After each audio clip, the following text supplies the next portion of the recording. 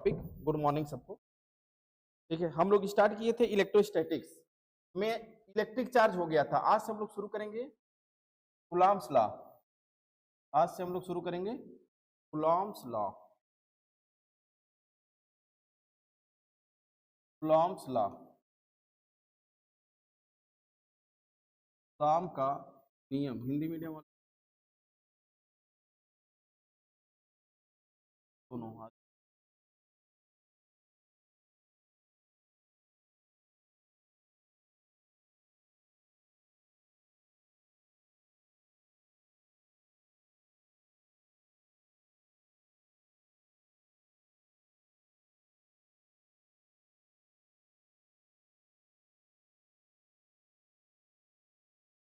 Coulomb's law generally हम बताए थे उस दिन कि दो लाइक चार्ज हो, मान लो अगर दो लाइक चार्ज हो प्लस क्यू और एक दूसरा भी हो गया प्लस क्यू।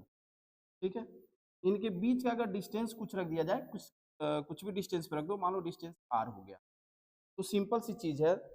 इनके बीच हम बताए थे कि जब दो लाइक चार्ज होंगे तो इनके बीच रिपल्सन होगा। रिपल्सन का मतलब ए हट जाएगा और ए आपका दूर होगा कि नहीं।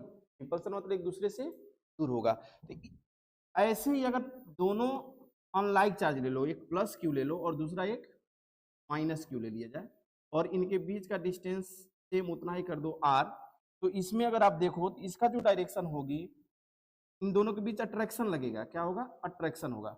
इस अट्रैक्शन और रिपल्सन फोर्स को आप कहे थे क्या? Electric force F. Electric force F, यानी दो चार्ज के बीच में जो फोर्स लगता है उसी को क्या कहते हो? Electric force. हम बताए थे इसके पहले। इस इलेक्ट्रिक फोर्स की वैल्यू फाइंड कैसे करना है, सबसे पहले आप समझिए कि दो चार्ज के बीच में जो अट्रैक्शन और रिपल्सन फोर्स लग रहा है उसी को हम क्या कहते हैं? Electric force. उस फोर्स की वैल्यू हमें कैसे फाइंड करनी है? इस वैल्यू को फाइंड करने के लिए किसका रूल्स आया? कूलाम का। अब इस कूलाम्स का रूल्स तो जनरली ये ठीक है, आप उस जो वो क्या बोला उसको छोड़िए, आप सिंपल सी चीजें आप देख लो। अगर दो मैग्नेट ले लो आप, ठीक है, दोनों मैग्नेट को धीरे धीरे एक दूसरे के नजदीक लाओ, तो आप देखोगे कि फोर्स की वैल्यू धीरे धीरे इंक्रीज होगी। और धीरे धीरे मैग्नेट को दूर लेते जाओ तो धीरे धीरे फोर्स की वैल्यू क्या होगी? डिक्रीज होगी। और एक ऐसा डिस्टेंस आएगा जहां पे उन दोनों मैग्नेट की वजह से कोई फोर्स नहीं लगेगा। इसका मतलब है कि जो फोर्स बीच में लग रहा था दोनों मैग्नेट के, वो किस पे डिपेंड कर रहा है? डिस्टेंस पर। किस प्रकार डिपेंड कर रहा है? डिस्टेंस को घटा रहे हो तो फोर्स की वैल्यू इंक्रीज हो रही है, डिस्टेंस को जब बढ़ा रहे हो तो फोर्स की वैल्यू डिक्रीज हो रही है। तो कौन सा रिलेशन होता है? इनवर्सली। अब इनवर्सली प्रोपोर्शनल है, कैसा है? स्क्वायर के रूप में है, क्यू के रूप में भी हम लोग बाद में डिस्कस करेंगे। दूसरा, मैग्नेट की अगर क्वांटिटी आप बढ़ाते जाओ, छोटे छोटे दो मैग्नेट लो तो उनके बीच लगने वाले फोर्स की वैल्यू कुछ और होगी, और धीरे धीरे उनकी क्वांटिटी आप बढ़ाते जाओ तो उनके बीच जो फोर्स लगेगी उसकी वैल्यू क्या होगी? धीरे धीरे बढ़ती जाएगी। इसका मतलब है कि जो उनके बीच फोर्स लग रहा है वो भी डिपेंड किस पे कर रहा है? उस मैग्नेट की क्वांटिटी पर। तो कूलॉम्स ने दो रूल्स बताया था कि अगर ये दो चार्ज Q1 और Q2 है, मान लो Q1, इसको मान लो Q2, और इनके बीच का डिस्टेंस अगर R है, तो इनके बीच लगने वाला जो इलेक्ट्रिक फोर्स है, जो वैद्युत बल है, इन दोनों आवेशों की, यानी इनकी जब क्वांटिटी बढ़ेगी, मैग्नीट्यूड बढ़ेगी, फोर्स की वैल्यू बढ़ेगी, यानी F proportional to mod of Q1 and into mod of Q2, इसके डायरेक्टली प्रोपोर्शनल होता है। या इसी को हम लिख सकते हैं F proportional to Q1 Q2, यानी F की वैल्यू जैसे जैसे आप इंक्रीज करेंगे, वैसे चार्ज की वैल्यू जैसे जैसे आप इंक्रीज करेंगे इनकी क्वांटिटी को, ऐसे ऐसे फोर्स की वैल्यू बढ़ती जाएगी। पहला दी। दूसरा, अगर देखिए, अगर इनके बीच के डिस्टेंस को हम बढ़ाते जाएं, इनके बीच के डिस्टेंस को बढ़ाते जाएं या घटाते जाएं, तो इनके बीच जो लगने वाला फोर्स है वह इंक्रीज होगा या डिक्रीज होगा। तो किस प्रकार डिपेंड करता है कि जो फोर्स है इनके बीच की दूरी के स्क्वायर के इनवर्सली प्रोपोर्शनल होता है। अब यहाँ पे एक चीज देखो, इस स्टेप से क्वेश्चन आप पिछली बार वाले जीमेंस का पेपर देखो, इसके पहले वाले 2023 का, उसमें यहीं से डायरेक्ट क्वेश्चन पूछा हुआ है कि अगर फोर्स की वैल्यू, बहुत इजी क्वेश्चन है, कि अगर दो चार्जों के बीच का डिस्टेंस r है तो उस समय फोर्स क्या है? F है। जब दोनों चार्ज के बीच का डिस्टेंस कितना है? r है, तो फोर्स कितना था? F। अगर डिस्टेंस को हम 2r कर दें फोर्स को हम 2r कर दें, सॉरी डिस्टेंस को अगर हम 2r कर दें तो न्यू फोर्स कितनी हो जाएगी, न्यू फोर्स एफ डैश की वैल्यू कितनी हो जाएगी ये बताइए। डिस्टेंस को, अच्छा इसे सिंपल सा सोचो, अगर डिस्टेंस को बढ़ाओगे तो फोर्स घटेगी या बढ़ेगी, घटेगी ना, यानी पहले वाले से हमेशा फोर्स की वैल्यू कम होगी, पहले से हमेशा फोर्स की वैल्यू कम होगी।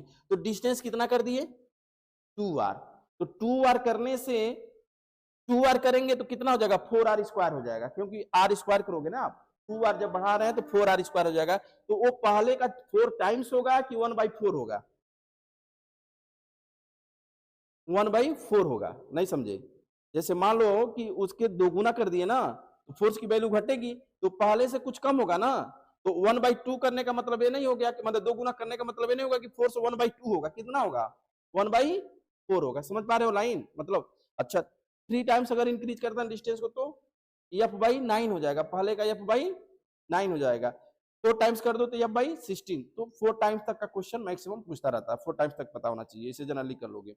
अगर मान लो डिस्टेंस को हम आधा कर दें, मान लो पहले r था, बाद में कितना कर दें आधा कर दें, यानी हाफ कर दें, r/2 कर दें, तो फोर्स घटेगी या बढ़ेगी, बढ़ेगी ना। तो जो फोर्स बढ़ेगा वो कैसे बढ़ेगा, हाफ कर रहे हो, 4 टाइम्स इंक्रीज हो जाएगा, और 2 टाइम्स करोगे तो 1/4 टाइम हो जाएगा। समझ पा रहे हो लाइन। r/3 कर देंगे तो 9 टाइम इंक्रीज हो जाएगा, r/4 कर दोगे तो 16 टाइम इंक्रीज हो जाएगा। मतलब ये हो गया कि अगर 2 टाइम्स इंक्रीज कर रहे हो तो वैल्यू हो जाएगी f/4, बोलो। 3 टाइम अगर डिस्टेंस को इंक्रीज कर रहे हो, 3 गुना बढ़ा दे रहे हो, तो f डैश की वैल्यू कितनी हो जाएगी f/9। 4 टाइम्स कर रहे हो तो f/16। ये चीज तो समझ में आ रहा है ना। लेकिन अगर डिस्टेंस को r/2 कर दो तो f डैश की वैल्यू क्या होगी बताओ, 4f, क्या होगी 4f होगा ना, f डैश की वैल्यू 4f, 4 टाइम्स बढ़ गया। r/3 कर दो तो 9f, r/4 कर दो तो 16f। समझ पा रहे हो ये लाइन की नहीं, बताओ सबको क्लियर है कि नहीं। क्योंकि सब क्वेश्चन ऐसे हैं कि जिसमें बिना कलम चलाए भी आप आसानी से क्वेश्चन कर सकते हो, और अक्सर कंफ्यूजन भी होती है, f/4 और 4f दोनों ऑप्शन दिया रहता है। तो अगर कॉन्सेप्ट नहीं क्लियर है तो सीधे आप 4f लगा दोगे, बाकी तुक्का लगा दिए, बाई चांस सही हो गया जय श्री राम बोल के तो अलग बात है, ठीक है। तो ये लाइन समझ में आई डिस्टेंस पे कैसे डिपेंड कर रहा है। तो अब ये 2 चीजों पे, यानी जो कुलाम्स लॉ था, जो इलेक्ट्रिक फोर्स था, वो डिपेंड कर रहा था 2 रूल्स पे। पहला आपका फर्स्ट ये हो गया और ये सेकेंड हो गया। इस पे जो क्वेश्चन बनते हैं यहाँ पे आपका, अगर आप इन दोनों को मिलाओ, दोनों को मिलाने से मिलती है क्या, यह proportional to P1 Q2 upon R। जब आप प्रोपोर्शनल का साइन हटाते हैं तो आता है क्या, कि P1 Q2 upon R square, ये आपका F equal to K Q1 Q2 upon R square हो गया। अब यहाँ पे K क्या है, कौन सा कांस्टेंट है, कौन सा कांस्टेंट है, कुलाम्स कांस्टेंट कहो या प्रोपोर्शनलिटी कांस्टेंट है। K जो है वो क्या है, K equal to PROPOR proportionality constant, constant, या इसी को कुलाम कांस्टेंट भी, कुलाम नियतांक भी कह सकते, ठीक है। तो बताओ इसमें कहीं किसी को कोई डाउट, ठीक है। फिर एक बार देख लो तुम लोग, देखो हम लोग पढ़ रहे हैं कुलाम्स लॉ। इसके पहले वाले क्लास में हम लोग डिस्कस किए थे कि 2 चार्ज के बीच में हमेशा एक फोर्स लगता है, वह फोर्स अट्रैक्शन भी हो सकता है, आकर्षण बल भी हो सकता है, और प्रतिकर्षण बल भी हो सकता है। आकर्षण बल कब होता है, जब दोनों चार्ज अनलाइक हो, यानी अपोजिट नेचर के हों, जिसको विजातीय कहते हैं हिंदी में, और अगर उसके बीच आपका आकर्षण लगता है। प्रतिकर्षण कब लगता है, जब दोनों का नेचर सेम हो, सजातीय आवेश हो, ठीक है, दोनों पॉजिटिव हो या दोनों निगेटिव हो, तो उसको हम कहते हैं प्रतिकर्षण बल। तो यानी जो वैद्युत बल होता है वो 2 प्रकार के हो गए, आकर्षण बल भी होता है और प्रतिकर्षण बल भी होता है। जबकि ग्रेविटेशनल फोर्स सिर्फ अट्रैक्टिव फोर्स होता है, ग्रेविटेशनल फोर्स जो है गुरुत्वाकर्षण बल में सिर्फ आकर्षण बल होता है। तो उस वैद्युत बल का ही मान ज्ञात करने के लिए कूलाम ने एक नियम दिया था। तो कूलाम के नियम को आप किनारे करके आप खुद प्रैक्टिकली सोचो कि सिंपल सा भी बताया मैं इसके पहले कि अगर दो मैग्नेट ले लो, दो मैग्नेट छोटा छोटा ले लो और एक साइड में रख दो सेम डिस्टेंस पर, और उतने ही डिस्टेंस पर एक बड़ा बड़ा दो मैग्नेट ले लो, तो आप देखोगे कि जो छोटे मैग्नेट थे उनके बीच लगने वाला जो फोर्स था वो कम है, और जब मैग्नेट की वैल्यू बढ़ा दिए, क्वांटिटी बढ़ा दिए, तो वहां पे फोर्स की वैल्यू बढ़ गई। इसका मतलब है कि जो दो चार्ज है, चार्ज की क्वांटिटी अगर बढ़ाते जाओ, वैद्युत आवेश की वैल्यू बढ़ाते जाओ, वैल्यू मतलब क्वांटिटी बढ़ाते जाए, तो उनके बीच का फोर्स लगने वाली बढ़ती जाएगी। ठीक है, यानी जितना अधिक चार्ज होगा उतना ही अधिक फोर्स लगेगा। तो पहला आपका कंडीशन ये हो गया कि जो फोर्स लगता है, force act between two charge की directly proportional to product of quantity of two charge. उसकी क्या है, क्वांटिटी है, चार्ज की क्वांटिटी के डायरेक्टली प्रोपोर्शनल होता है। यानी वैद्युत बल जो होता है वो दोनों आवेशों के बीच, दो आवेश के बीच लगने वाला जो वैद्युत बल है, दोनों आवेशों की मात्राओं के गुणनफल के समानुपाती होता है। वैद्युत बल दोनों आवेशों की मात्राओं के गुणनफल के समानुपाती होती है, उसी को अनुपाती करते हैं। दूसरा हो गया कि अगर दोनों मैग्नेट की दूरी को आप धीरे धीरे बढ़ाते जाओ, सिंपल सा आप छोटे रहते हो, छोटा बहुत मैग्नेट मिल जाता है तो कॉइन के साथ अक्सर खेलते हो, है कि नहीं? छोटे जब थे, अभी भी मिल जाता है तो थोड़ा सा, अभी देखो इसी को ऐसे यहां से रखे तो होगा क्या, यहां से गिर जाएगा। इसको नजदीक जब ले जा रहे हैं तो फोर्स की वैल्यू उस पर लग रहा है, और जब दूर ला दिए तो इस पर कोई इफेक्ट। इसका मतलब जो इनके बीच जो अट्रैक्शन फोर्स है वो डिपेंड कर रहा है किस पे, डिस्टेंस पर। किस प्रकार, इनवर्सली प्रोपोर्शनल है, वो भी डिस्टेंस के स्क्वायर का, यानी दूरी के वर्ग के व्युत्क्रमानुपाती है, इनवर्सली प्रोपोर्शनल है। तो वह कैसे डिपेंड करता है, इस पे हमने क्वेश्चन बताया, चूंकि ये क्वेश्चन जी में है, बहुत सिंपल क्वेश्चन। अभी भी मैं फिर बता दूं, किसी भी कंपटीशन के 30% क्वेश्चन बहुत ही इजी, मतलब ये नहीं कि जो पढ़ाई नहीं है वो भी करके आ जाएगा, मतलब समान रूप से अगर आप अच्छे से पढ़े हो तो 30% क्वेश्चन आप करके चले आओगे। अभी भी जो जीमेंस का पेपर खत्म हुआ, अगर फर्स्ट ईयर तुम अच्छे से थोड़ा सा पूरा चैप्टर अगर पढ़े हो ठीक ठाक, तो हमें लगता है कि 70 से 80% क्वेश्चन कर लोगे। बाकी जो नहीं कॉपी पलटा है, कभी देखा ही नहीं, तो उसको तो डायमेंशन भी नहीं आएगा निकालने के लिए। अभी भी बहुत सारे ऐसे हैं, सपना तो है, मैं लिखा था इसीलिए कल, कुछ लोगों का चीजें थी तो हम कहें चलो सुनो, अब बोलोगे तो सुनोगे, हमने लिख के भेज दिया वो गर्ल्स वाले ग्रुप में जो था। ठीक है, चलो कोई बात नहीं उसमें। तो इसमें क्या है कि यह प्रोपोर्शनल टू इनवर्सली प्रोपोर्शनल का स्क्वायर का मतलब ये हो गया कि जब हम डिस्टेंस को बढ़ाएंगे तो फोर्स की वैल्यू हमेशा कम होगी, और जब डिस्टेंस को घटाएंगे तो फोर्स की वैल्यू बढ़ेगी। तो किस रूप से बढ़ेगी, किस रूप से घटेगी, ये जानना जरूरी है। तो देखो, पहला मैं एग्जांपल बताया हूं कि अगर डिस्टेंस को 2 गुना कर दें, पहले कितना था r,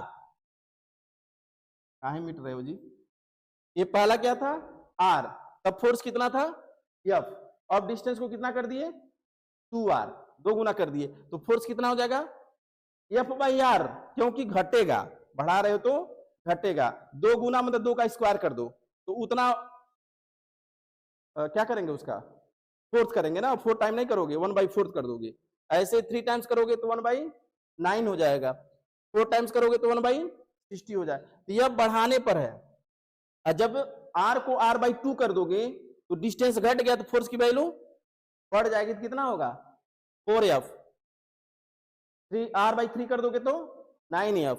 और ये अभी बताया भी हूं कि देखो, जब डिस्टेंस घटाना हो या बढ़ा, दोनों पर अगर क्वेश्चन सॉल्व करोगे तो ये दोनों ऑप्शन दिया रहता है, F = F/4 भी दिया रहेगा, F' = 4F भी दिया रहेगा। तो वहां पे अगर क्लियर नहीं है तो फिर कोई भी तुक्का लगा के आओगे तो गलत हो जाएगा, तो इसलिए सही चीज जानो। ठीक है, इसमें कोई डाउट? ठीक है, अब इन दोनों को मिलाओगे तो यह प्रोपोर्शनल टू Q1 Q2/r² हो गया। अब प्रोपोर्शनल साइन हटाते हैं तो K आता है। K मतलब यहाँ डाइलेक्ट्रिक कांस्टेंट नहीं है, क्योंकि तमाम अभी जो 12th पास अभी उनका वाइवा वगैरह चल रहा था तो उसमें K को डाइलेक्ट्रिक कांस्टेंट बता रहे थे, तो डाइलेक्ट्रिक कांस्टेंट K नहीं है, ये क्या है, प्रोपोर्शनलिटी कांस्टेंट है, या कूलम्ब नियतांक भी कह सकते हो। ये जब प्रोपोर्शनल साइन हटाते हैं तो कांस्टेंट आता है, वो है। ठीक है, नेक्स्ट, अब यहाँ पे जो K की वैल्यू है, देखो यहाँ पे एक K की जो वैल्यू है डिपेंड करता है किस पे डिपेंड करता है, मीडियम पर। इस पे मीडियम मतलब जिसमें वो रखा हुआ है, आवेश जिसमें रखा हुआ, किस माध्यम में रखा है। दूसरा ये फर्स्ट है। सेकेंड किस पे डिपेंड करता है, यूनिट जिसमें आप मेजर कर रहे हो, चूजिंग यूनिट, यानी यूनिट आप क्या चूज कर रहे हो, सीजीएस सिस्टम में या एमकेएस सिस्टम में। तो ये दो चीजों पे डिपेंड करता है। कौन सा? ये क्या है? प्रोपोर्शनलिटी कांस्टेंट है, अनुक्रमपाती नियतांक जो दो चीजों डिपेंड करता है, किस पे? माध्यम पे, और दूसरा यूनिट पे, यानी यूनिट के सिस्टम कौन सा आप यूज कर रहे हो। तो अगर मान लिया जाए कि चार्ज को हमने किस में रख दिया, वाइट ही ले लिए, कहां से चलेगा, मान लो किस में रख दिया गया, इन एयर, इन एयर। जब एयर में रखेंगे तो के की वैल्यू कितनी होगी बताओ, 1/4 pi epsilon not, epsilon not. इसकी वैल्यू जो होती है कितनी होती है बताओ, 9 इंटू 10⁹ न्यूटन मीटर स्क्वायर पर कूलम स्क्वायर। अब यहाँ पे एक चीज देखो, एप्सिलॉन नॉट क्या है? हाँ, एप्सिलॉन नॉट क्या है? परमिटिविटी। ये होता क्या है? परमिटिविटी, जिसको हम कहते हैं विद्युतशीलता। क्या कहते हैं? विद्युतशीलता। याद रखो, एप्सिलॉन नॉट का वैल्यू यूनिट और डायमेंशन अक्सर नीट वगैरह पेपर में पूछ देता है। जितने भी आपके कांस्टेंट है वो तो सबको आपको यूनिट और डायमेंशन निकालने आना चाहिए। तो अभी हम आगे चलते हैं। इसमें पहले बताओ एक के क्या है, जब ईयर में रखेंगे तो 1/4 पाई एप्सिलॉन नॉट होता है, और इसकी वैल्यू क्या होती है, 9 इंटू 10⁹ न्यूटन मीटर स्क्वायर पर कूलम स्क्वायर। मतलब ये है कि जो फोर्स है, जब फोर्स की वैल्यू लिखोगे यहाँ पे क्या लिखोगे, 1/4 पाई एप्सिलॉन नॉट, किसकी वैल्यू हो गई, ए की, और इन Q1 Q2 upon R square. अब यहाँ पे 1/4 पाई एप्सिलॉन नॉट को जब इधर लाओगे तो क्रॉस मल्टीप्लाई होगा एफ इंटू आर स्क्वायर। तो एफ की यूनिट न्यूटन, आर स्क्वायर की यूनिट मीटर स्क्वायर, और Q1 Q2 कहा जाएगा नीचे। तो ये आपकी इससे यूनिट निकला, इसी से हमने इसका यूनिट निकाला है। तो एफ इक्वल टू हो गई 1/4 pi epsilon naught Q1 Q2 upon R square. या एफ की जगह ही क्या लिख सकते हो बताओ, 9 into 10⁹ into Q1 Q2 upon R square. ये तो किसी भी दो आवेश के बीच लगने वाला फोर्स हो गया, कब, जब उसको एयर में रखा गया है तब।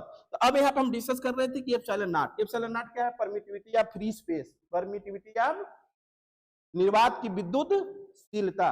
विद्युतशीलता है किसकी, निर्वात की या वायु में, निर्वात या वायु का विद्युतशीलता होता क्या है। आप पढ़े होंगे क्लास 10th में अपवर्तनांक, क्या पढ़े हो, रिफ्रैक्टिव इंडेक्स। रिफ्रैक्टिव इंडेक्स क्या होता है, रिफ्रैक्टिव इंडेक्स क्या होता है, speed of light in vacuum to the speed of light any medium. अन्य निर्वात में प्रकाश की चाल और किसी माध्यम में प्रकाश की चाल के रेशियो को ही क्या कहते हो, रिफ्रैक्टिव इंडेक्स। यानी इक्वल टू सी अपन भी पढ़े हो ना, यानी इक्वल टू सी अपन।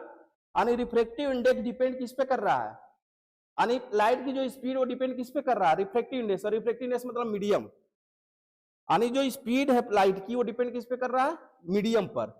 ऐसे ही यहाँ पे एप्सिलॉन नॉट जो है ना, ये परमिटिविटी है, ये बता रहा है कि मतलब जो इलेक्ट्रिक फोर्स होगी वो डिपेंड किस पे करेगा, मीडियम पर। अभी देखो यहाँ लिखे भी हो, चार्ज को हम कहाँ रख रहे हैं ये डिपेंड करेगा, ठीक है। तो ये परमिटिविटी जो है ये बताता है कि जो चार्ज है वो किस मीडियम में रखा हुआ है। तो फ्री स्पेस, अभी इसके वैल्यू हम लोग निकालेंगे, और किसी मीडियम में अभी रख के वैल्यू निकाला जाएगा। उस पर क्वेश्चन भी जीमेंस में इस बार आया भी था, किसी भी हम क्वेश्चन कोई इसमें रखा हुआ है, लेकिन अब आ जाए तो कल हम उस क्वेश्चन को सॉल्व कराएंगे। जो अभी तक के चारों 8 सेट में, 8 सेट में जितने भी वैद्युत बल से क्वेश्चन आए थे सारे क्वेश्चन को हम उसको बताएंगे। तो ये एप्सिलॉन नॉट हो गया। परमिटिविटी क्या हो गया, फ्री स्पेस, ये मतलब क्या है, मीडियम है कि कोई चार्ज, कोई आवेश किस माध्यम में रखा हुआ है। ये तो एप्सिलॉन नॉट हो गया। इसकी वैल्यू क्या होती है एप्सिलॉन नॉट की, एप्सिलॉन नॉट की वैल्यू बताओ। आप पढ़े हो अभी कि 1/4 pi epsilon naught equal to 9 into 10⁹9, ठीक है। इसलिए एप्सिलॉन नॉट इक्वल टू क्या हो जाएगा बताओ, नहीं इसकी यहां से कैलकुलेट करके बताओ। और क्या भाई, कैसे आया जानो तो, कैसे आया,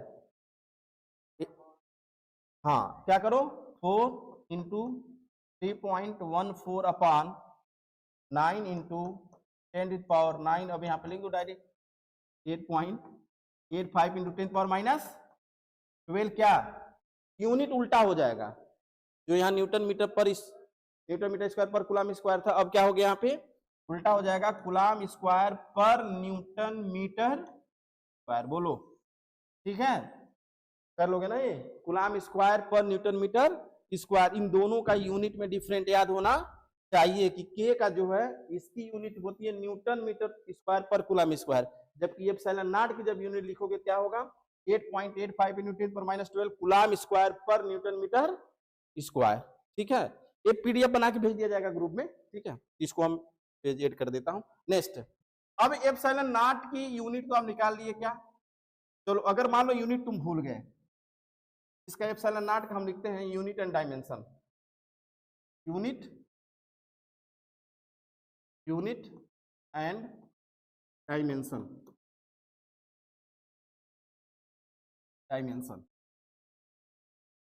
मात्रक एवं सीमा किसका एप्सिलॉन नॉट का।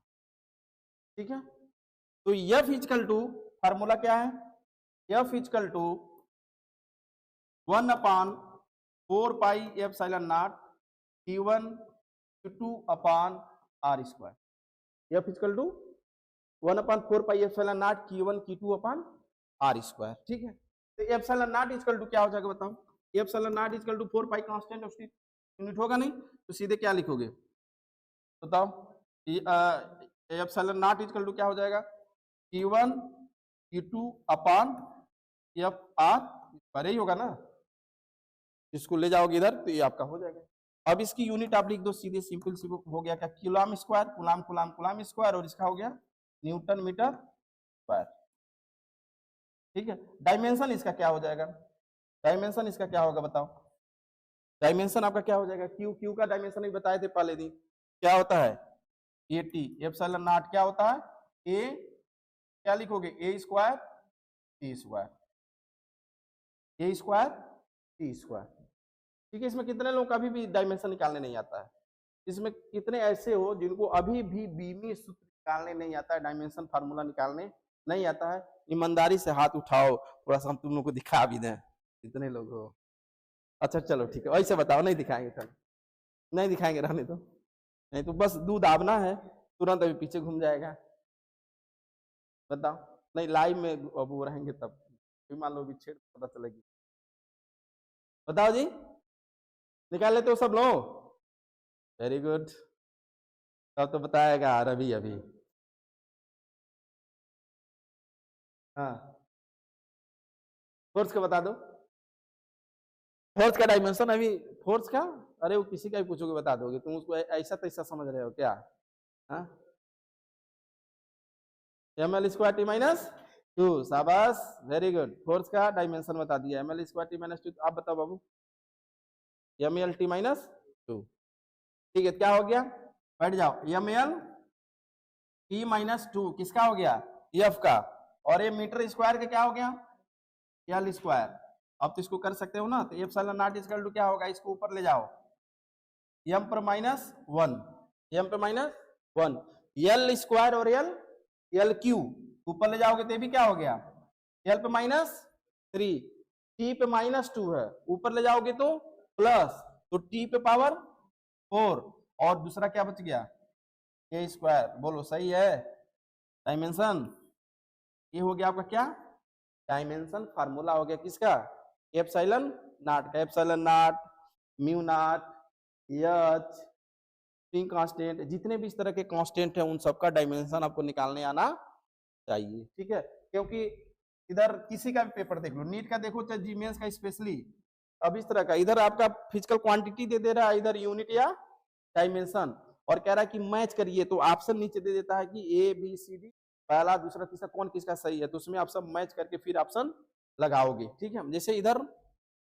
सिस्टम, इधर यूनिट या डायमेंशन, और यूनिट और डायमेंशन मतलब सेम है, अगर यूनिट याद हो डायमेंशन आप आसानी से निकाल लेंगे। ठीक है, तो नेक्स्ट देखिए, बोलो यहां तक किसी कोई डाउट, कल कूलम लॉ पे केवल न्यूमेरिकल ही बताएंगे, अभी आज पीडीएफ है, अभी उसको कौन जाए खोलने। चलिए नेक्स्ट, इसमें किसी कोई डाउट, अभी आप देखे हो कि जो फोर्स है वो डिपेंड किस पे कर रहा है, मीडियम पर। तो अगर मान लो कि फोर्स आज तुम्हारा अगर किस में रखा हुआ है, वैक्यूम में, चलो VSC लिख देता हूँ, फोर्स का चार्ज कहाँ रखा हुआ है, वैक्यूम में। तो उस कंडीशन में जो वैल्यू होगी फोर्स की वो कितनी होगी, 1/4 pi epsilon naught Q1 Q2 upon R square. Clear. अब अगर इसको किसी मीडियम में रख दो, किस में रख दो, किसी मीडियम में रख दो, F मीडियम, तब उसकी वैल्यू क्या हो जाएगी, 1/4 पाई एप्सिलॉन नॉट नहीं लिखेंगे क्योंकि नॉट किसका है, फ्री स्पेस का, और ये एप्सिलॉन क्या हो गया, तो लिख देता हूं Q1 Q2 upon R square. ये एप्सिलॉन क्या है बताओ, परमिटिविटी ऑफ मीडियम, ठीक है, किसी माध्यम का विद्युतशीलता है, किसी माध्यम का, ठीक है। ये परमिटिविटी ऑफ फ्री स्पेस था और ये परमिटिविटी ऑफ एनी मीडियम, जो मीडियम दिया रहेगा उसका होगा, तो इसको लिख नहीं रहा है, समझ जाओगे ना, ठीक। अब अगर दोनों को डिवाइड कर दो, आप दोनों को क्या कर दो, चूंकि हमें निकालना है कि कैसे चेंज होता है, जब फोर्स पहले एयर में था तब उसकी वैल्यू क्या हो गई, और उसे अगर किसी मीडियम में रख दें तो उसकी वैल्यू क्या होगी या किस प्रकार चेंज होगा। तो इसकी वैल्यू आपकी हो गई F upon F vacuum upon F medium equal to, यहाँ लिखो क्या, 1/4 pi epsilon naught Q1 Q2 upon R square upon, इसको रखिए, इसको रखो आप 1/4 पाई एप्सिलॉन Q1 Q2 अपान, तब क्या हो गया, कैंसिल, तो ऊपर चला गया क्या एप्सिलॉन, और यहाँ क्या हो गया एप्सिलॉन। यानी इसका मतलब ये हो गया कि ये जो वैल्यू आपको मिल रहा है, एक नया वैल्यू मिला, epsilon upon epsilon naught equal to K कहते हैं, क्या कहते हैं, K, epsilon upon epsilon naught equal to K. इसको हम ये भी लिख सकते हैं, एफ ए भी क्या वैक्यूम है ना, F vacuum upon F, vacuum का मतलब मीडियम या निर्वात या वायु, निर्वात या वायु। अब इसको जो के है इसको क्या कहते हो बताओ, डाई इलेक्ट्रिक कांस्टेंट, क्या कहते हैं, डाई इलेक्ट्रिक कांस्टेंट, परावैद्युतांक, डाई इलेक्ट्रिक कांस्टेंट या परावैद्युतांक, हिंदी में कहेंगे परावैद्युतांक, डाई इलेक्ट्रिक कांस्टेंट या रिलेटिव परमिटिविटी भी कहते हैं, क्या कहते हैं, रिलेटिव परमिटिविटी, यानी आपेक्षिक विद्युतशीलता या सापेक्षिक विद्युतशीलता भी कहते हैं, आपेक्षिक विद्युतशीलता या परावैद्युतांक या डाइलेक्ट्रिक कांस्टेंट या रिलेटिव परमिटिविटी। समझे तुम लोग, ये दोनों वर्ड आपका यूज होता है, कभी कभी डाइलेक्ट्रिक कांस्टेंट दे देता है, कभी कभी रिलेटिव परमिटिविटी देता है। अब यहाँ पे अगर एप्सिलॉन नॉट इक्वल टू लिखो, क्या लिख दोगे बताओ, एप्सिलॉन नॉट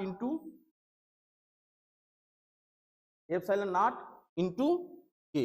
अब यह वैल्यू अगर इसमें रख दो, तो एफ की वैल्यू आपकी सीधे मिल जाती है क्या, 1/4 पाई एप्सिलॉन नॉट इनटू के, क्योंकि एप्सिलॉन नॉट की जगह क्या रख दोगे, एप्सिलॉन नॉट इनटू के Q1 Q2 upon R square.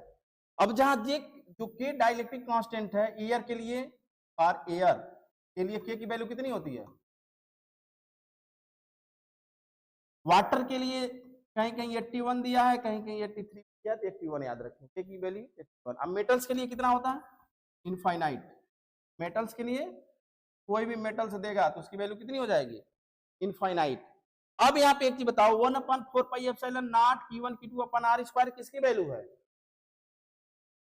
जो एयर में रखा गया था या मीडियम में रखा गया था उसकी वैल्यू है। तो आप चाहो तो यहां से भी निकाल सकते हो या फिर यहां से भी लिख सकते हो, यहां से भी देखो, ये तो जनरली फार्मूला आप याद रखिए इसको, 1/4 पाई एप्सिलॉन नॉट के Q1 Q2 अपन R स्क्वायर। अगर किसी मीडियम में नहीं रखा हुआ, एयर में रखा हुआ, तो के की वैल्यू 1 रख दोगे तो आपकी वैल्यू क्या मिलेगी, यही मिलेगी। और अगर किसी मीडियम में रख दोगे तो उस मीडियम का क्या दिया रहेगा, डाइलेक्ट्रिक कांस्टेंट, यही रख दो, रख के सॉल्व कर दीजिए, आंसर आपका आ जाएगा। और नहीं तो बाकी इस तरह का अगर आप लगाना चाहते हो तो देखो, इसमें ये ऑब्जेक्टिव क्वेश्चन में पूछा है, देखो यही हम आना चाह रहे थे मीडियम इक्वल टू क्या हो गया के। तो एफ मीडियम की वैल्यू कितनी हो गई, एफ मीडियम की वैल्यू क्या, एफ अपन के हुआ क्या, बोलो, एफ मीडियम की वैल्यू एफ अपन के हुआ कि नहीं हुआ। इसका मतलब ये है कि अगर हम किसी चार्ज को किसी डाइलेक्ट्रिक कांस्टेंट में किसी मीडियम में रखते हैं तो जो फोर्स की वैल्यू होती है वो 1/k टाइम्स होता है। यह क्वेश्चन स्टेटमेंट के भी रूप में दिया है और ऑप्शन के भी रूप में दिया है, 1/k, के 2k, नॉन ऑफ दी जो भी है। ये क्वेश्चन ऑलरेडी फीड है उसमें, कल हम उसको बताएंगे। तो एफ मीडियम की जो फोर्स होती है वह क्या होता है, 1/, डाइलेक्ट्रिक कांस्टेंट का 1/k होता है।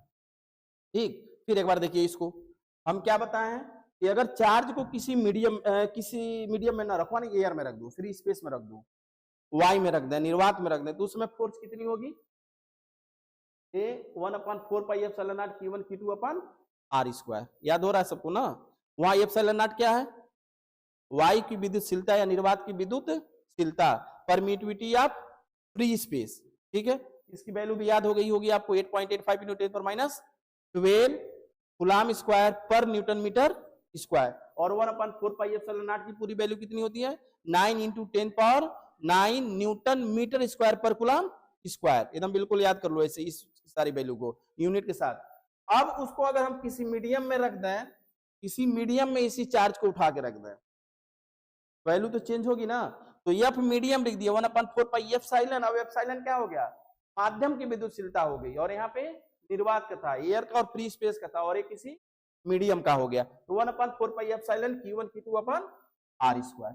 अब अगर दोनों को डिवाइड कर देते हैं, चूंकि हमको ये निकालना है कि जब हम एयर में रखे तब फोर्स क्या था और बाद में किसी मीडियम में रख दें तो फोर्स में क्या चेंजिंग हुआ, तो दोनों को कंपेयर तो करना पड़ेगा। तो कंपेयर करने के लिए दोनों को डिवाइड कर दिया गया, कट गया, क्या बच गया, ε/ε0। या इसी को क्या लिख सकते हो, ε a हो गया, या इसी को हम लिख सकते हैं ε ε0 a। यानी जो मीडियम निर्वात वाला तो वैल्यू होगा के, जिस मीडियम में रखोगे उसका डाइलेक्ट्रिक कांस्टेंट दिया रहेगा, इसका वैल्यू हम यहाँ पे रख देंगे। यानी ε/ε0 डाइलेक्ट्रिक कांस्टेंट का डिफिनेशन कोई पूछ दे क्या कहोगे, the ratio of permittivity of medium to the permittivity of free space. यानी किसी माध्यम की विद्युतशीलता और निर्वात की विद्युतशीलता के अनुपात को ही हम क्या कहते हैं, परावैद्युतांक कहते हैं, या आपेक्षिक विद्युतशीलता कहते हैं, या रिलेटिव परमिटिविटी कहते हैं।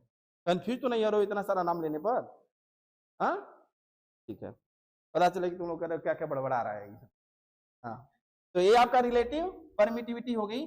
इसका वैल्यू जब हम इसमें रख देंगे ε0 की जगह, तो फाइनल तुम्हें टोटल फोर्स, अगर कहीं कोई पूछे दो चार्ज के बीच लगने वाला फोर्स क्या है, तो क्या कहोगे 1/4πε0 के Q1 Q2/r²। जहां के क्या है, मीडियम की परावैद्युतांक या मीडियम की डाइलेक्ट्रिक कांस्टेंट है, उसकी वैल्यू क्वेश्चन में दिया रहता है। अगर एयर दिया है तो के की वैल्यू 1 कर दोगे तो वही निकल जाएगा, मेटल्स है तो इनफाइनाइट कर दोगे, वाटर दिया है तो 81 जो भी दिया रहेगा वैल्यू उसमें आप रख के क्वेश्चन को सॉल्व कर सकते हैं। दूसरा अगर यह कह दिया कि अगर एयर में रखा हुआ चार्ज का फोर्स F है और उसको के परावैद्युतांक में रख दिया जाए, के डाइलेक्ट्रिक कांस्टेंट वाले मीडियम में रख दिया जाए, तब उस पर लगने वाला न्यू फोर्स की वैल्यू क्या होगी, तो क्या होगा, पहले का 1/k हो जाएगा। नहीं F अपान, नहीं समझ पा रहे तुम लोग, सब नहीं समझ रहे हो क्यों शांतली, सही है ना। तो बोलो ये बेस है, तुम जी समझ रही हो ना, पक्का, थोड़ा थोड़ा तो बोल क्यों नहीं रहे हो तुम लोग, हाँ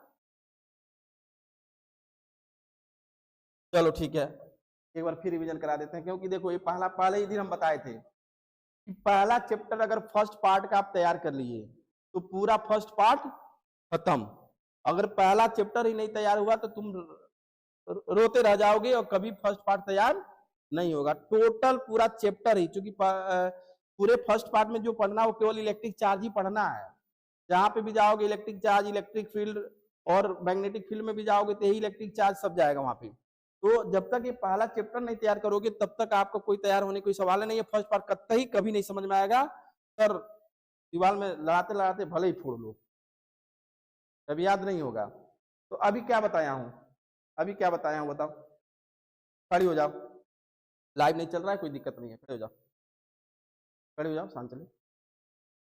अब तुम बोलो, अभी हम बताया हूं कूलाम का नियम, कूलाम्स लॉ, क्या पढ़े हो, कुलाम्स लॉ। कुलाम्स लॉ क्या था कि अगर कोई दो चार्ज रखो तो उनके बीच में फोर्स लगता है, कौन कौन सा?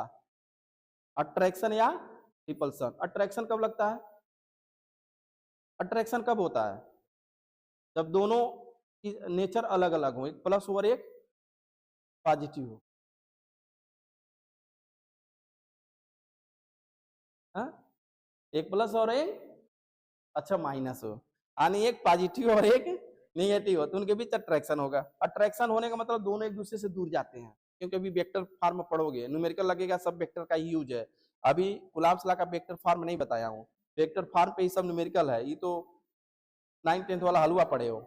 अट्रैक्शन में एक दूसरे से पास आते हैं, अच्छा हाँ, और दोनों अगर रिपल्सन होगा तो दूर जाएंगे। तो इन दोनों बलों को, यानी दोनों फोर्सों को हम एक नाम दिए हैं, कौन सा नाम? Electric force. क्या नाम दिया गया? बस यही दो चार्ज के बीच जो लगने वाला इलेक्ट्रिक फोर्स है, उसी की वैल्यू निकालने के लिए किसका नियम पढ़ते हैं? Coulomb's law. ठीक, क्लियर? अब कुलाम्स ने बताया कि उन दो चार्जों के बीच जो बल लगेगा, फोर्स लगेगा, वो किस प्रकार निकालेंगे। उसने बताया कि अगर दो चार्ज हैं, उन दोनों चार्ज की वैल्यू यानी क्वांटिटी को हम बढ़ाते जाएं तो उनके बीच लगने वाला फोर्स की वैल्यू बढ़ती चली जाएगी। तो पहला बताया कि जो फोर्स होगा उन दोनों चार्जों के मल्टीपल, अगर दो चार्ज Q1 और Q2 है, इन दोनों का क्या हो गया? मल्टीपल हो गया। ये डायरेक्टली प्रोपोर्शनल होता है, या प्रोपोर्शनल Q1 Q2। थोड़ा सा टाइम दो इन समों का भी तैयार हो जाए, थोड़ा सा पहला नहीं तैयार होगा तो गड़बड़ हो जाएगा, समझे? पहला फर्स्ट किसको हम कहेंगे? Force between two charge is directly proportional to the product of two charge Q1 and Q2। ठीक है, ये पहला था। दूसरा स्टेटमेंट में अगर लिखोगे तो दूसरा आपका है इन दोनों के बीच की दूरी, दूरी कितना था? मान लो Q1 Q2 लिए हो, कुछ तो दूरी रखोगे, मान लो तुम्हारे लिए D कर दिए, उसमें R कहे थे, चलो R ही कर देता हूं। आर डी ए कुछ भी लिखा जा सकता है, वहां कंफ्यूज नहीं होना है। डिस्टेंस आर भी लिख सकता है, डी भी लिख सकता है, ए भी लिख सकता है, कुछ भी लिख सकता है, एक्स भी लिख सकता है। तो ये क्या हो जाएगा बताओ? एफ प्रोपोर्शनल टू इनवर्सली होता है आर पर, ये दो है बस, यानी दूरी बढ़ाओगे तो फोर्स घटेगा और दूरी घटाओगे तो फोर्स बढ़ेगा। हम दोनों को वैल्यू मिला दिए तो आ गया था Q1 Q2 upon R square, या ए प्रोपोर्शनल साइन हटाए थे क्या आ गया? ए Q1 Q2 upon R square, या के की वैल्यू हम क्या बताए हैं अभी? 1 upon 4 pi epsilon naught Q1 Q2 upon R square. अब बताओ एप्सिलॉन नॉट क्या है? बोलो एप्सिलॉन नॉट क्या है? परमिटिविटी या फ्री स्पेस। पूरा चैप्टर पढ़ लोगे फिर यहां तक नहीं याद होगा। क्या है ये? परमिटिविटी। भूलोगे फिर? Permittivity of free space, permittivity of free space, सबको याद होना चाहिए। अक्सर पूछते एप्सिलॉन नॉट क्या है, कहीं भी वाइवा वगैरह चल रहा था, सब पहले की तरह जा खड़े हो गए थे सब वहां स्टैचू बन के। हाँ, परमिटिविटी ऑफ फ्री स्पेस, माध्यम की विद्युतशीलता, निर्वात की विद्युतशीलता, निर्वात की। एप्सिलॉन माध्यम की होती है, एप्सिलॉन नॉट क्या है? अरे जीरो का मतलब शून्य मानो ना, यहाँ पे शून्य मतलब कुछ नहीं है, निर्वात है। ठीक है, निर्वात की विद्युतशीलता। और एप्सिलॉन अगर कर दे तो मीडियम की परमिटिविटी हो जाएगी, माध्यम की विद्युतशीलता हो जाएगी। ठीक, इसकी वैल्यू कितना बताया? 8.85 इंटू 10⁻12। यूनिट याद रखो, कूलम स्क्वायर पर newton metre square, coulomb square पर न्यूटन मीटर स्क्वायर। थोड़ा बहुत रटने की आदत डालो, किताब के साथ बैठने का प्रयास करो। एक साल बिल्कुल इधर उधर मत जाओ तुम लोग, पूरा एक साल पूरा फ्यूचर यही डिपेंड है। एक साल अगर थोड़ा बहुत इधर उधर किए, मस्ती किए फर्स्ट ईयर की तरह, पक्का फिर पर्दे से बाहर निकलने का मौका मिलेगा नहीं। फिर पर्दे के अंदर ही पूरी जीवन तुम लोग की नहीं, तुम लोग भी रहना चाहते हो क्या? अरे इन सब की बात कर रहा हूँ, पर्दे के अंदर। अब तुम्हें भी फिर पर्दे के अंदर आने का मौका नहीं मिलेगा, बहुत कम मिलेगा, रहना पड़ेगा विदेश। हाँ, तो दोनों के लिए बहुत डेंजरस चीज है, इसलिए एक साल पूरे अच्छे से पढ़ो। जो पढ़ाया जाए किताब हो चलो, इसका हम PDF बनवा के भी आएंगे, वो तो तुरंत ग्रुप में भिजवा देंगे। जो ग्रुप में नहीं ऐड होंगे अपना नंबर दे देंगे, हम उनका ग्रुप में ऐड कर देंगे, ग्रुप में चला जाएगा, उसको पढ़ो। बाकी इस पे कल न्यूमेरिकल लगेगा, इतना लगवा देंगे कि याद हो जाएंगे। आप देखोगे कि इस इतने में ही कोई ऐसा सेट नहीं है जिस सेट में क्वेश्चन ना मिलता हो, खासकर सो डाइलेक्ट्रिक कांस्टेंट वाला। ठीक है, तो इसलिए बैठ जाओ, इसका यूनिट डायमेंशन सब याद करने का प्रयास करिए, ठीक है। चलिए नेक्स्ट, अब यहाँ पे अभी हम बताएं कि f इजकल टू, बात नहीं करिए, f इजकल टू 1/k, के यूज करते हैं, आप समझोगे के की जगह क्या, 1/4πε0 k q1 q2 upon r square. अब एक चीज यहाँ पे आता है कि मिनिमम वैल्यू फाइंड, तो ऐसे दे देता है कि दो ऐसे चार्ज बताइए जिनके बीच लगने वाला मिनिमम वैल्यू क्या होगी। तो मिनिमम वैल्यू हम बताए थे जब चार्ज पढ़ा रहे थे, चार्ज की मिनिमम वैल्यू कितनी होती है, 1 इलेक्ट्रॉन। कितना होता है, 1 इलेक्ट्रॉन, उससे छोटा कोई चीज होता नहीं। उससे छोटा एक चीज बताए थे लेकिन वो आपके सिलेबस में नहीं है, क्या बताए थे, क्वार्क। क्वार्क उसमें कितना होता है, हाँ plus minus E/3 plus minus 2E/3, इसको क्या कहते हो, क्वार्क। यह उस चार्ज से भी छोटा है कि नहीं, लेकिन ये आपके सिलेबस में नहीं है, कर देते हैं, ये किसी के भी सिलेबस में नहीं है, बोर्ड की बात नहीं कर रहा हूं, कि मैं जो तुमको देना एग्जाम उसमें भी सिलेबस में नहीं है। अब यहाँ पे एक चीज देखो, अगर मिनिमम फोर्स पूछ रहा है तो Q1 is equal to Q2 is equal to क्या लोगे, E, क्योंकि मिनिमम चार्ज वही है, उससे छोटा चार्ज नहीं होगा। और अभी आप पढ़े हो कूलाम के नियम के अनुसार कि चार्ज की वैल्यू जितना अधिक होगा उतना ही फोर्स लगेगा, नहीं अधिक हो गया, कम करोगे तो कम होगा, बढ़ाओगे तो बढ़ेगा। तो अगर छोटा चार्ज, सबसे छोटा चार्ज ई है, तो इस पे लगने वाला फोर्स एफ की वैल्यू क्या लिखोगे बताओ, के ई इंटू ई, के ई स्क्वायर अपन,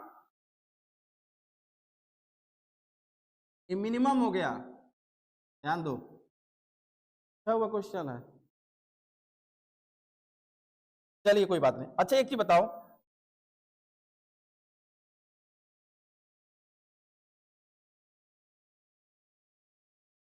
कोई बात नहीं, वेक्टर फॉर्म हम लोग देख लेते हैं, vector form of Coulomb's law.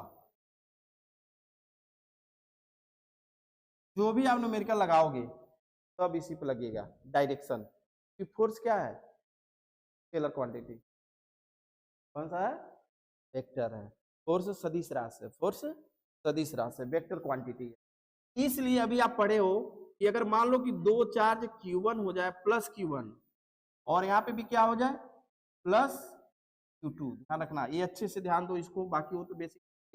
आपके बीच का डिस्टेंस कितना है, R, ठीक। ये अच्छे वाला वर्ड किसका है, अच्छे से पढ़ो,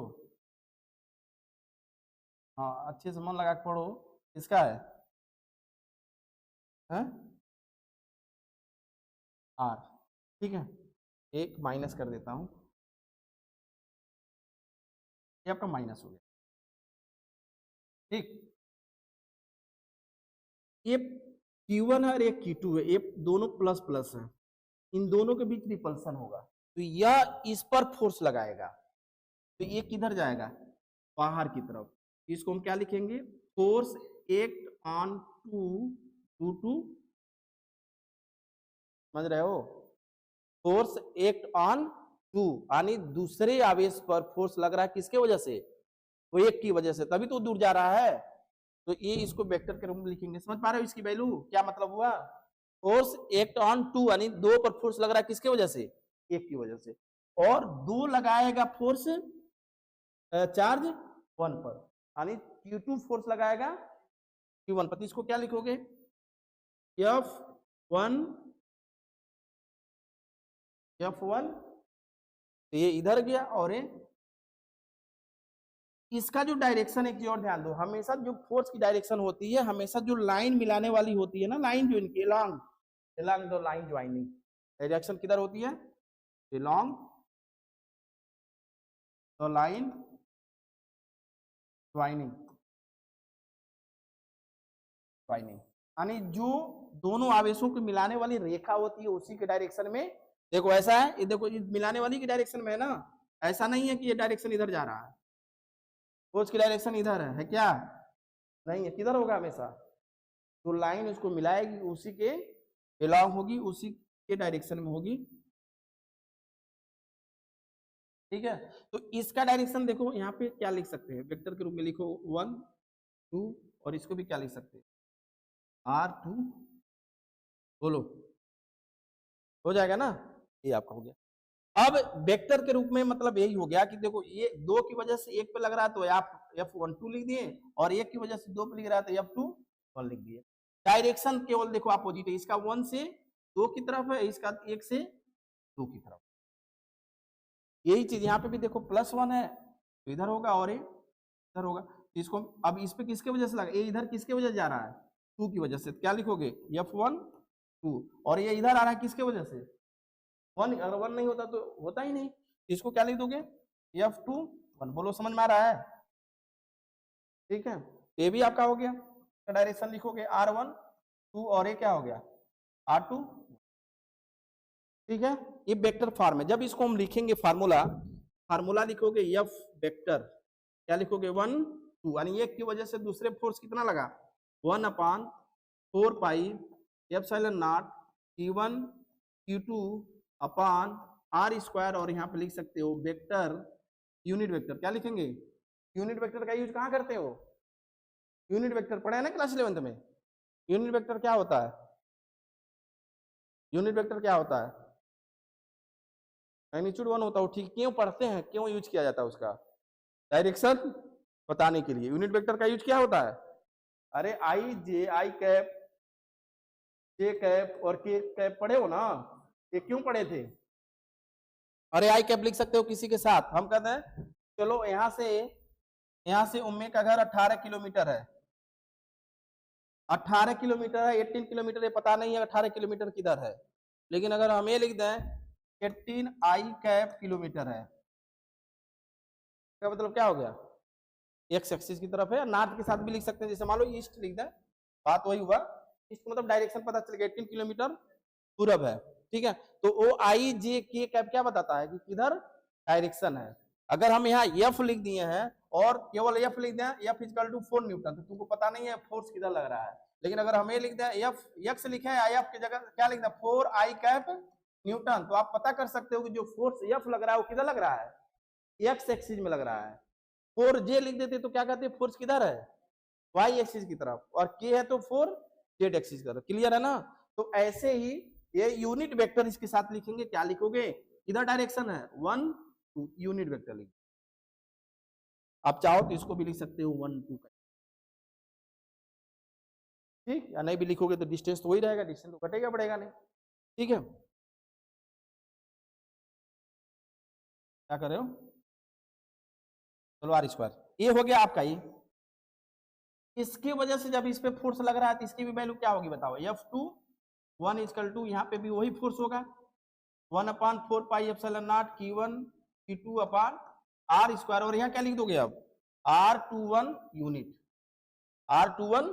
यूनिट। यूनिट वेक्टर बता रहा है कि जो ये फोर्स इस पे लग रहा है वो किधर से किधर लग रहा है, 2 से 1 की तरफ लग रहा है, 2 से 1 की तरफ लग रहा है, ठीक है। तो ये आपका हो गया F2। अब यहाँ पे देखो दोनों की वैल्यू सेम है कि नहीं है, दोनों की वैल्यू सेम है ना, लेकिन डायरेक्शन क्या है अपोजिट है।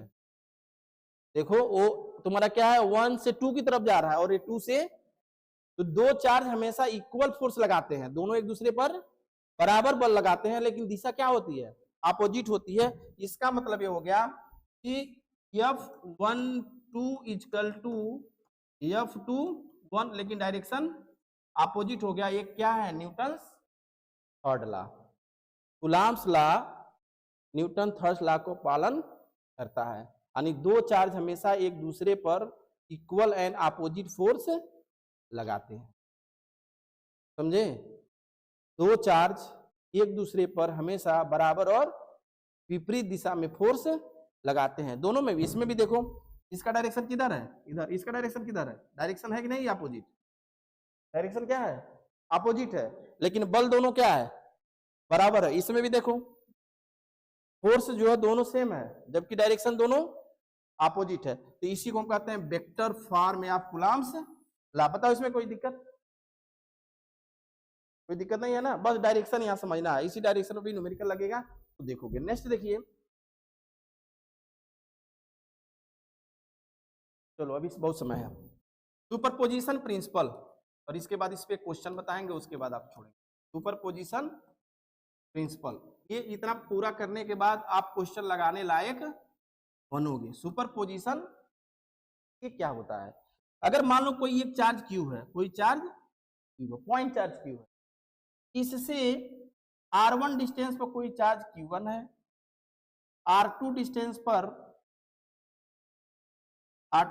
पर कोई चार्ज q2 है।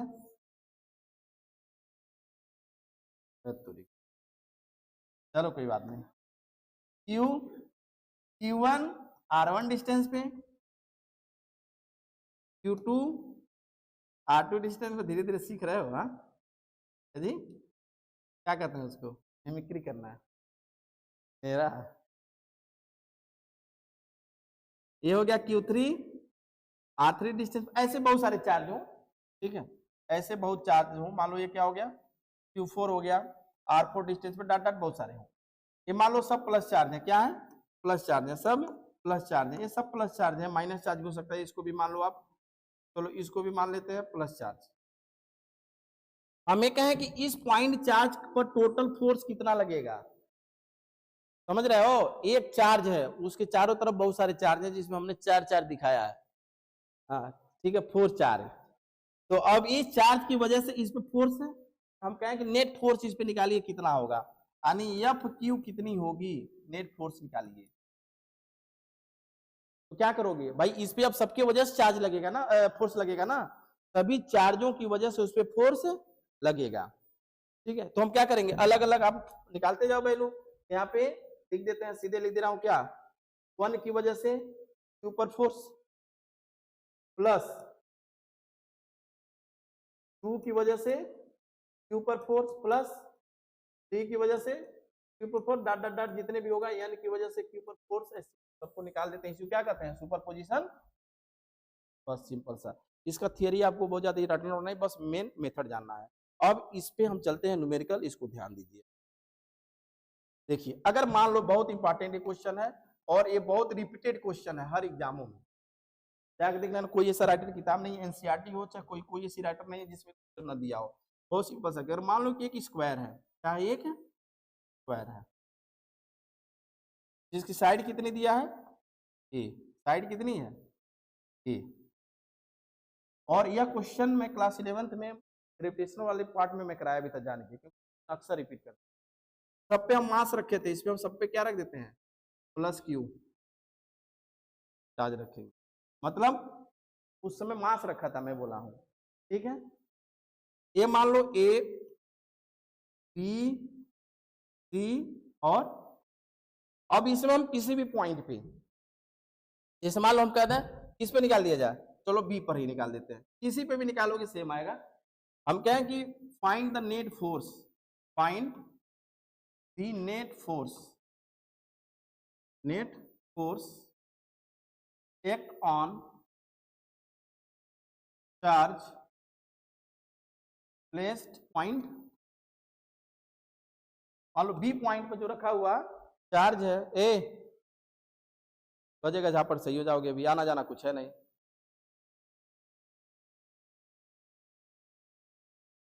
अभी भी वो चिरकुटाई वाला पढ़ना तो मत पढ़ो, छोड़ दो।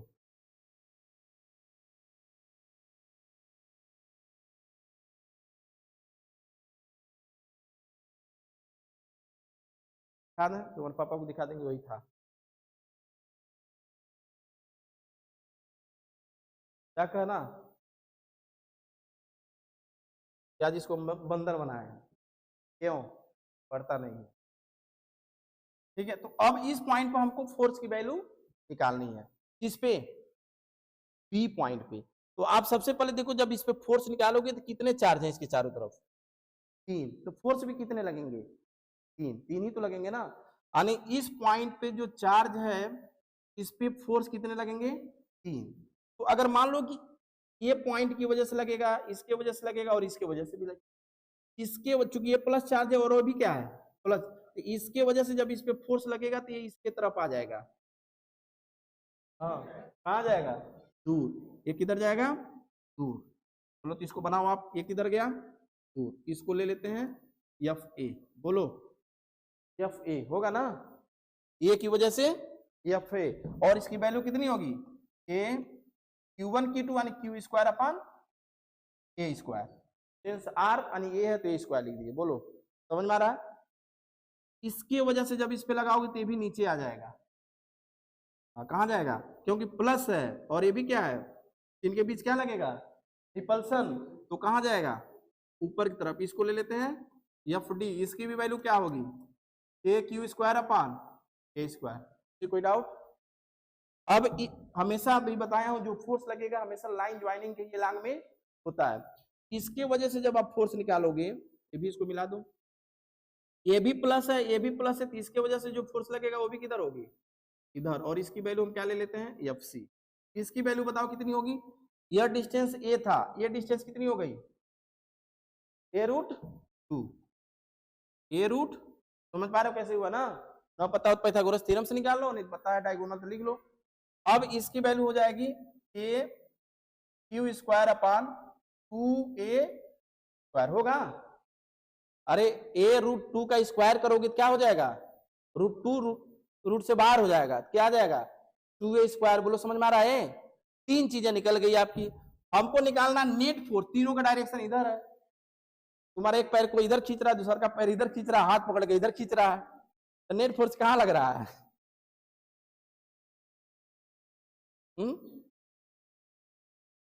तीनों का डायरेक्शन अलग अलग है, तो नेट फोर्स कैसे निकालोगे?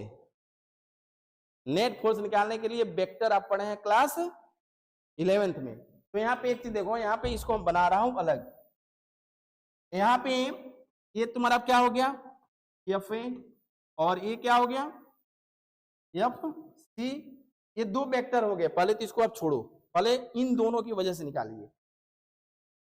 इनके बीच का एंगल कितना है 90, एफ डी है ना,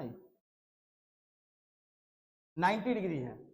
और दो वेक्टर है, दोनों वेक्टर का टेल देखो यहाँ मिल रहा है, डायरेक्शन दोनों का ही है।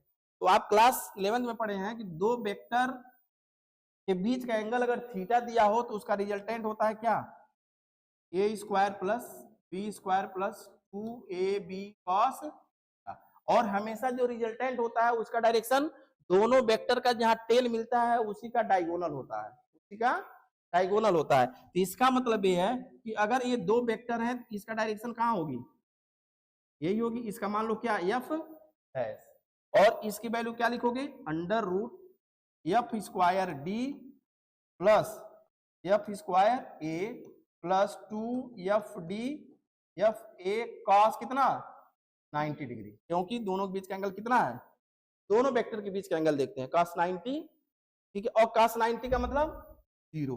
तो बचा क्या F dash equal to, value रख देते हैं, केवल यही तो दोनों बचा, और जब ये दोनों बचा तो यहाँ पर इससे लिखता है, इसके वैल्यू रख दो, एफ स्क्वायर डी की वैल्यू कितनी है ए क्यू स्क्वायर अपान ए स्क्वायर का होल स्क्वायर प्लस के क्यू स्क्वायर अपान ए स्क्वायर का होल स्क्वायर। बोलो समझ में आ रहा है लाइन? क्योंकि अभी जब प्रैक्टिस हो जाएगा ना तो हम 2 स्टेप में इसका आंसर आ जाएगा, लेकिन चूंकि प्रैक्टिस अभी समझ ही नहीं पाओगे, अभी लिख दिया जाए डायरेक्ट। तो एफ डैश इक्वल टू कितना हो जाएगा बताओ, ये दोनों की वैल्यू क्या है सेम है, और अब स्क्वायर स्क्वायर है तो ये क्या हो जाएगा आपका रूट से बाहर हो जाएगा, और यहाँ क्या बच गया रूट 2 बचा ना। अरे भाई एक एक दो, दो के क्यू स्क्वायर ए स्क्वायर का होल स्क्वायर, वो रूट से बाहर हो गया, तो एफ डैश निकला, क्या निकला यानी इन दोनों की वजह से इस पे एक फोर्स लगा कितना एफ डैश, और उसकी वैल्यू कितनी हो गई ए क्यू स्क्वायर अपान ए स्क्वायर रूट 2। लेकिन एक फोर्स और लग रहा है इसके डायरेक्शन में, कौन सा एफ सी, क्योंकि दोनों का डायरेक्शन सेम है, क्या करोगे दोनों को जोड़ देंगे एक ही में, तो उसकी नेट फोर्स कितनी हो गई एफ नेट इक्वल टू क्या लिखोगे F dash plus F C. तो एफ नेट की वैल्यू कितनी हो गई बताओ, एफ डैश की वैल्यू क्या निकालो के क्यू स्क्वायर अपान ए स्क्वायर रूट 2 प्लस के क्यू स्क्वायर अपान 2a, यही तो है। इसमें कॉमन क्या हो जाएगा बताओ, के क्यू स्क्वायर अपान ए स्क्वायर कॉमन हो गया, बच क्या गया रूट 2 प्लस 1 बाई, यही आपका क्या हो गया बताओ समझ में आया? स्टेप कर लोगे पक्का? प्लस प्लस किया जाए, माइनस माइनस किया जाए, कुछ भी किया जाए, क्योंकि यह यूज तुम्हारा सीधे इलेक्ट्रिक पोटेंशियल एनर्जी तक पढ़ोगे, यही कॉन्सेप्ट। ठीक है, बाकी इस पे मैं एक क्वेश्चन दे दे रहा हूँ, आप करके लाना। एक मान लो राइट ट्राइंगल हो गया, क्या हो गया? इक्विलैटरल ट्राइंगल हो गया, समबाहु त्रिभुज हो गया, जिसकी साइड कितनी है? ए। कितनी है? ए। ठीक, इस पे रख देते हैं प्लस क्यू। ठीक, और चलो माइनस क्यू रख देता हूं, माइनस क्यू रख देता हूं।